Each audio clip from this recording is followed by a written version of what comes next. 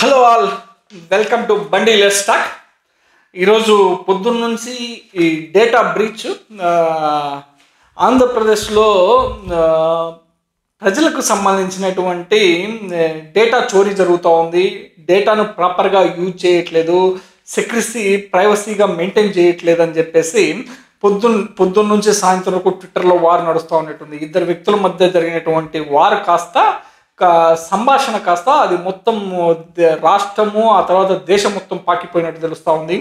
దాదాపు ఒక వ్యక్తికి సంబంధించినటువంటి సమాచారము విత్ ఇన్ 30-35 మినిట్స్లో ఇంకొక వ్యక్తి, జనసేన పార్టీకి సంబంధించినటువంటి వ్యక్తి 30-35 నిమిషాల్లో డేటా తీసుకుని పబ్లిక్ ప్లాట్ఫామ్లో పెట్టడం జరిగింది.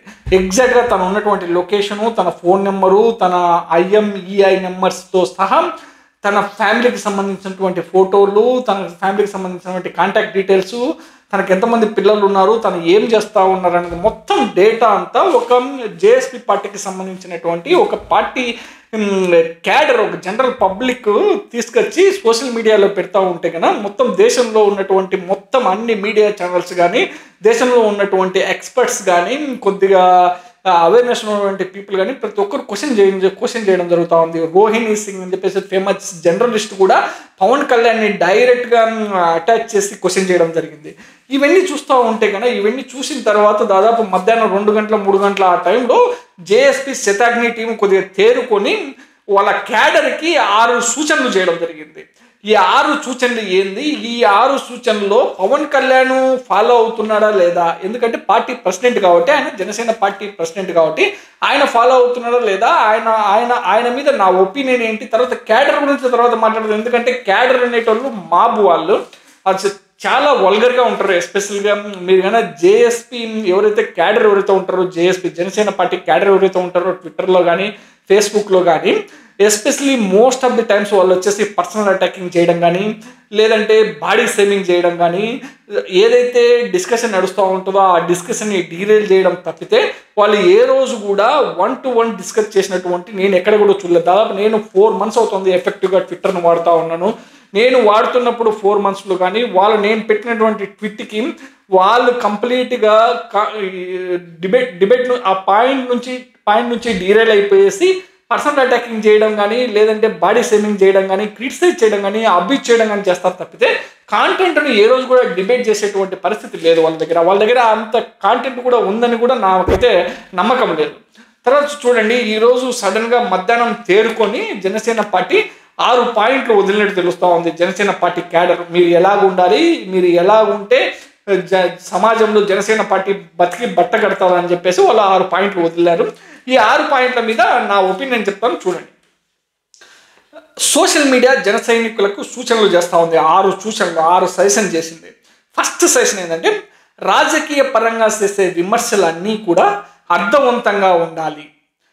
రాజకీయ పరంగా చేసే విమర్శలు అన్నీ కూడా అర్థవంతంగా ఉండాలి అని చెప్పేసి పవన్ కళ్యాణ్ గారు చెప్తా ఉన్నారు. ఇప్పుడు రాజకీయ పరంగా చేసే విమర్శలన్నీ కూడా అర్థవంతంగా ఉండాలని చెప్పేసి పవన్ కళ్యాణ్ ఏదైతే చెప్తా ఉన్నాడో, ఎట్లా అర్థవంతంగా ఉంటాయి పవన్ కళ్యాణ్? ఒక పార్టీ ప్రెసిడెంట్ ఉండుకొని మీరే సమాజంలో మతాలకు సంబంధించిన ఇన్ఫర్మేషన్ కానీ, కులాలకు సంబంధించిన కానీ దాదాపు టైమ్ అండ్ అగైన్ మీరే ప్రతి ఒక్కసారి అవకాశం వచ్చినప్పుడల్లా మతాన్ని వాడడం కానీ, కులాన్ని వాడడం కానీ మీరే ఒక పార్టీ ప్రెసిడెంట్గా ఉండి మీరే చేసినప్పుడు మీ పార్టీ క్యాడరు ఎవరైతే మాబ్ ఉంటారో, అన్అవేర్నెస్ పీపుల్ ఉంటారో వాళ్ళు చేయరన్నది ఏం నమ్మకము? కంపల్సరీ చేస్తూనే ఉంటారు. వాళ్ళు ఏమాత్రం కూడా ఫాలో అయ్యే అవకాశం ఉండదు.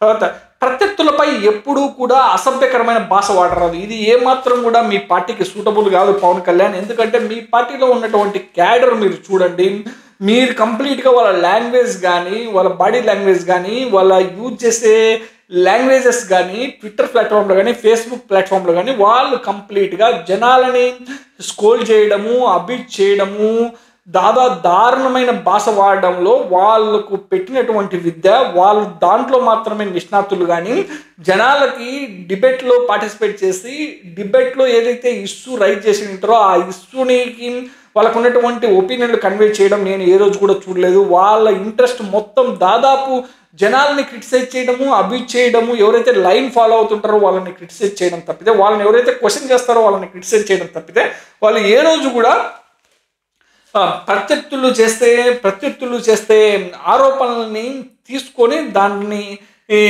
దాని మీద వాళ్ళ ఒపీనియన్ కన్వే చేయడం అయితే నేను ఎక్కడ చూడలేదు. రేర్గా జరిగినటువంటి ఒపీనియన్ నా పర్సనల్ ఎక్స్పీరియన్స్ ఇది.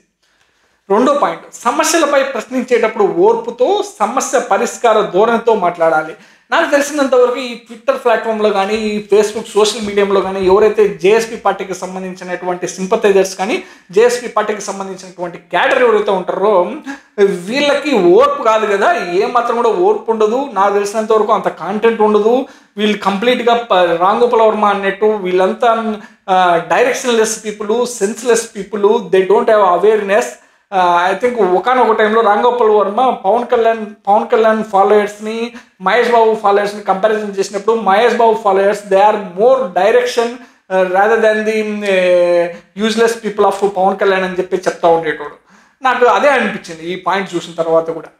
మూడో పాయింట్ చూడండి, ప్రత్యర్థుల మాటల దాడికి, వ్యక్తిగత దూషణలకు పాల్పడే ప్రయత్నం చేసినప్పటికీ మీరు మాత్రం సహనంతో వ్యవహరించండి. అరే బాయ్, ప్రత్యర్థులు నాకు తెలిసినంత వరకు ఎవరున్నారు మీకు ప్రత్యర్థులు? వైఎస్ఆర్సీపీ వాళ్ళే ఉంటారు. వైఎస్ఆర్సీపీ నుంచి నాకు తెలిసినంత వరకు ఎక్కడ కూడా అబ్యూజివ్ లాంగ్వేజ్ మరి ఇంత దారుణంగా వాడే పరిస్థితి అయితే లేదు. నాకు తెలిసినంత వరకు సోషల్ మీడియాలో వైఎస్ఆర్సీపీ పార్టీకి సంబంధించినటువంటి సింపథైజర్స్ కానీ, వైఎస్ఆర్సీపీ పార్టీకి సంబంధించినటువంటి క్యాడర్ కానీ they are more direction and they have more respect towards the opponents and they have a sense, they are sensible people. నాకు తెలిసినంత వరకు వాళ్ళు చాలా నిబద్ధతతో, నిజాయితీతో పనిచేస్తారన్నది నా అభిప్రాయము. అలాంటి వాళ్ళని మీరు పొద్దున్న లేచినప్పటి నుంచి క్రిటిసైజ్ చేస్తూ ఉన్నప్పుడు, అబ్యూజ్ చేస్తూ ఉన్నప్పుడు 1-2 సార్లు వాళ్ళు కూడా అబ్యూజ్ చేయక తప్పడం లేదు వాళ్ళకి. తర్వాత చూడండి, రాజకీయ పరంగా మీ తప్పు లేకుండా ఎవరైనా సరే బెదిరింపులకు, భౌతిక దాడులకు పాల్పడినట్లయితే దయచేసి ఆ విషయాన్ని స్థానిక ఇన్ఛార్జ్ దృష్టికి తీసుకురావాలి. ఎవరు నాకు తెలిసినంత వరకు ఇప్పుడున్న సొసైటీలో ఎవరైతే ట్విట్టరు, ఈ ఫేస్బుక్ యూజ్ చేస్తూ ఉన్నారో ఇప్పుడున్న సొసైటీలో నాకు తెలిసినంత వరకు ఎవరి ఒపీనియన్లని వాళ్ళు కన్వే చేస్తూ ఉంటారు. ఎవరి మీద కూడా భౌతిక దాడి చేయడం కానీ, అబ్యూజ్ చేయడం కానీ, క్రిటిసైజ్ చేయడం కానీ అలాంటి సొసైటీ చాలా తగ్గిపోయింది. మీరు ఈ పాయింట్ పెట్టడం వల్ల నాకు తెలిసినంత వరకు ఏమాత్రం కూడా మీ ఫాలోయర్స్ ఎవరైతే ఉన్నారో దాదాపు మెజారిటీ పీపుల్ ఎవరైతే సొసైటీలో ఉన్నారో అబ్యూజ్ చేసేటోళ్ళు mostly they will come from JSP, Janasena party. ఎందుకంటే వాళ్ళల్లో దాదాపు less than 25 years 26 years people ఉంటారు, టీనేజ్ పీపుల్, యంగ్ పీపుల్ ఉంటారు. They don't have awareness, they don't have knowledge how to speak in front of public, how to speak in public platform అన్న concept వాళ్ళకు ఉండదు. కాబట్టి వాళ్ళే ఎక్కువ disasters create చేస్తూ ఉన్నారు అన్నది నా అభిప్రాయం కూడా సోషల్ మీడియాలో. తర్వాత చూడండి, ప్రతి ఒక్కరూ స్వీయ నియంత్రణతో పార్టీ గౌరవాన్ని కాపాడాలా, నలుగురికి ఆదర్శంగా నిలిచేలా ప్రవర్తించాలి. నాకు అర్థం కాదు పవన్ కళ్యాణ్, నువ్వు స్వీయ నియంత్రణలో ఉన్నావా? ఎక్కడున్నావు స్వీయ నియంత్రణలో? నువ్వు స్వీయ నియంత్రణలో ఉన్నప్పుడు, సెల్ఫ్ కంట్రోల్లో ఉన్నప్పుడు ఒక ఫేక్ ఇన్ఫర్మేషన్ తీసుకొని ఎలక్షన్ ముందర వైఎస్ఆర్సీపీ గవర్నమెంట్ను 32,000 మంది మహిళలు మిస్ అయినారని చెప్పేసి దాదాపు నిందలు మోపి వాలంటీర్ సిస్టమ్ని కంప్లీట్గా క్రిటిసైజ్ చేసి, కార్నర్ చేసి వాళ్ళ మీద నిందలు మోపి నీ పొలిటికల్గా నువ్వు పబ్బం గడుపుకొని బయట పడినావు తప్పితే నీకు ఎక్కడ కంట్రోల్ ఉంది? పవన్ కళ్యాణ్ సెల్ఫ్ కంట్రోల్ ఎక్కడ ఉంది? పార్టీ గౌరవాన్ని కాపాడేలా, నలుగురికి ఆదర్శంగా నిలిచేలా ప్రవర్తించాలి. ఫస్ట్ నువ్వు ఉంటే నీతో పాటు వెనకలు వచ్చే మందంతా ఉండడానికి ఆస్కారం ఉంటుంది. నువ్వే లేనప్పుడు నీ వెనకలు వచ్చే మందకి ఏమాత్రం ఉంటుంది చెప్పు? మీ ఆలోచనలు ఏమైనా ఉంటే నిర్దేశిత సమయంలో పార్టీ అంతర్గత సమావేశాల్లో చెప్పాలి, అంతేగాని సోషల్ మీడియాలో భిన్నాభిప్రాయాలు వ్యక్తపరచడం మంచిది కాదు.